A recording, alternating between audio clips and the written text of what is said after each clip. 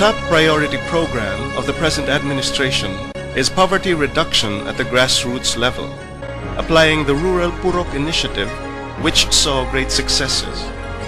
Benchmarking on these successes is a strategy of maintaining peace and security in the province. Thus, the Countryside Development Program through the PUROK Power Movement came into existence. Kining atong PUROK Power Movement nga gi-adapt ni Governor Edgar Chato karon sa iyang administration, it started with the Balilihan Countryside Action Program with the Department of Health. They organized the clusters of households, mga neighboring households into clusters, or they call that PUROKs. And then they elected from among the members of that PUROK anybody nga maoy mo head sa PUROK, and then napot siya ay secretary nga mo keep sa record. And the only service they delivered was health. When Edgar went around, ang iyang style sa una kay mobile government, he goes from barangay to barangay together with the heads of offices. Iyang nakita dito kanang mga cluster houses, kanang PUROK Yusko, may nga ana. Nung tanan siya, dok, unsa man ni, nga kanang, labi ko kaanan sa gituanan nga, mao na among gigamit to deliver services sa health. Unsa may pamaagi, mao tong only health. Unsa kay maayo dok, we will add more services to it. Aside from health, which is the first service nga gi-deliver, we'll add 6 more services. So pag abot pa sa inini ang pamaagi, nalipay ang mga kapitan, nalipay ang mga health katong other sectors, kay sayon raman nilang atuon. CDP-PPM was created and institutionalized through Provincial Ordinance Number 36, Series of 2011, sponsored by Honorable Crispina Vergara and co-sponsored by Vice Governor Concepcion Lim. It was signed on December 15, 2011, and implemented through Executive Order Number 31, Series of 2011, signed by Governor Chato on December 29, 2011.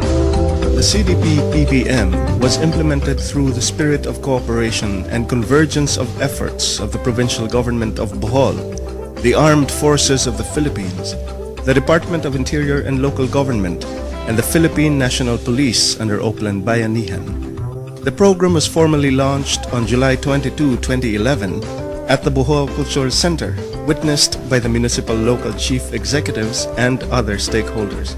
The launching was followed by a series of organizational meetings among offices in the provincial government. The overarching framework of Bohol's development program is anchored on the basic principle that man is the focus of development.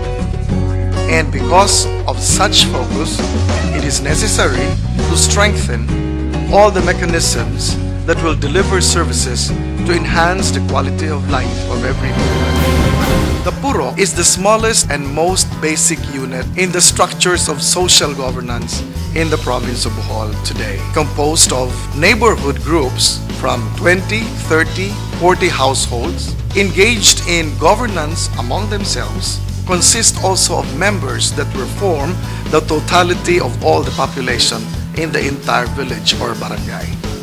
The prosperity team is composed of community organizers, soldiers, and policemen who are trained to focus on the PUROK Power Movement's activities that ensures human security, and that is to bring the government closer to the people and ensure that the government also stays with the people. This is the essence of the people-centered approach to peace and development. The Countryside Development Program of the provincial government has 7 components which are cascaded to the countryside through the PUROK system. They are health and sanitation, education, culture and technology, agriculture and food security, tourism and livelihood, peace, security, information system, disaster risk reduction and management, infrastructure, the utilization, protection, and management of land and natural resources, and projects for the youth, women, senior citizens, and people with disabilities. The essence of the PUROK Power Movement is embodied in its elements, which also serve as its guiding principles. It empowers the people, consults the community, and enshrines participation. It encourages a culture of volunteerism and capacitates volunteers. It espouses the process of collecting accurate feedback, which leads to inclusive growth and a quick response to relevant needs. It delivers accurate information, converges service providers, self-governance and administration, values formation, self-help and household savings, and creates a framework of cooperation among a multitude of levels, sectors, and agencies. Department of the Interior and Local Government or DILG nag-auhag sa atong mga barangay nga paligunon ang mga purok kaya pinaagi sa purok ang mga serbisyo sa gobyerno mapahatod, mapadangat diretso sa mga katawhan. Countryside Development Program, Purok Power Movement in the province of Bohol. Empower the people dahil naka-in place na yung mga purok natin. Trabaho namin ay napadali because not only in the level of barangay, we went down to the smallest unit of the community, which is the purok. With our program against the illegal drugs, napadali namin to because yung mga tao sa purok, they really assist. Tinulungan nila kami, especially with the information. Kaya napapadali sa amin na identification ng mga tao na involved sa illegal na buhol. Ang Countryside Development Program, Purok Power Movement, ay isang programa ng Provincial Government of Bohol kung saan ay na-operationalize natin yung tinatawag nating whole of nation approach. Ito ang tunay na essence ng tinatawag nating bayanihan kung saan ang Armed Forces of the Philippines, Philippine National Police, yung Provincial Government of Bohol at ang iba't ibang ahensya ng gobyerno na nandito sa Bohol ay nagtutulong-tulong upang tugunan ang mga pangailangan doon sa down to the purok level ay pinupuntahan namin yan upang alamin ang mga issues na nananatili doon sa mga kababayan natin doon sa purok. At ito ay tinutugunan ng lahat ng ahensya ng gobyerno dito sa pamamagitan ng pagtutulong-tulong, paggawa ng mga programa upang lahat ng ito ay ma-resolve sa ating probinsya. Na-insulate natin yung barangay from security threats na maaring magtangkapang pumasok dito sa ating area of operation. The pro teams conducted community organizing and strengthening of existing puroks by organizing sectoral working committees. The pro teams gathered issues and concerns through house-to-house visitations and facilitated dialogues between the residents and the different concerned government agencies. After facilitating and empowering the people in the puroks, the pro teams facilitated the handover of assistance of the provincial government through delivery of basic services and other programs and projects. Addressing basic services for marginalized groups, including the youth and the women's sector. All these are addressed within the framework of their own committees at the purok level, will the chairman and its officers of the purok take a lead in addressing basic needs that can be also definitely find solutions in their own level. But those that will have difficulty being addressed, they are moved up to the higher layers of government or even the private sector so that the communities will be given the support and help they need. People empowerment is the name of the game. Purok network is the strategy. People participation and synergy are the essential elements that brings about the best in every human being to contribute to the larger community. So sa Sikatuna adunay 120 ka mga purok. So dinhi sa atong Sikatuna ang atong simbahan ug atong munisipyo gakuyog ug dito na sa purok tuwa to sila aktibo kay tuwa mo to sila dali nga makahimo og meeting sa ilang mga purok.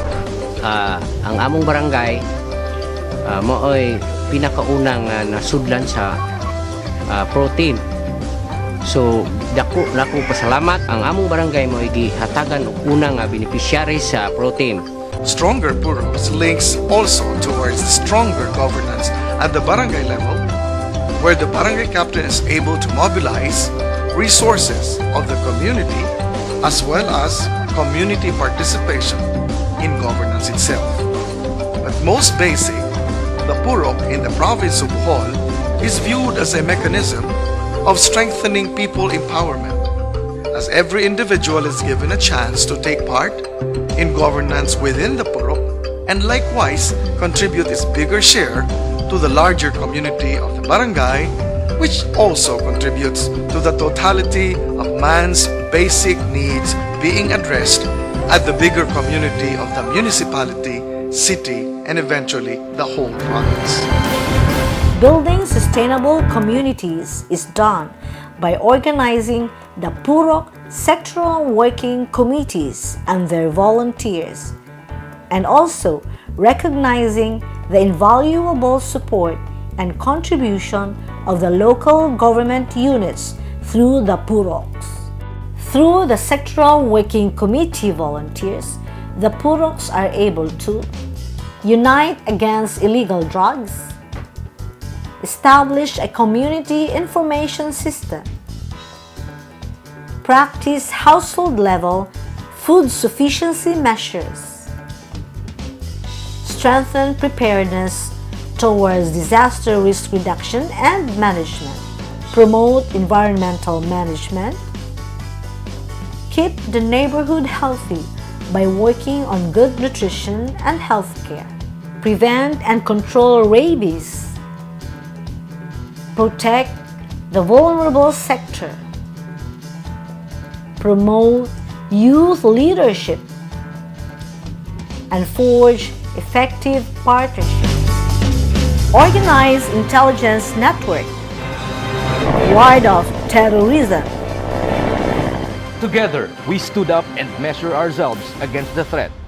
And for this, we pay our homage to the acts of bravery and patriotism exemplified by our people, and for being worthy sons and daughters of them who came.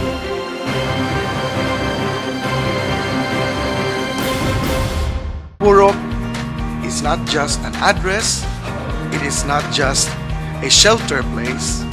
PUROK is not just a name, it is actually a living community by itself.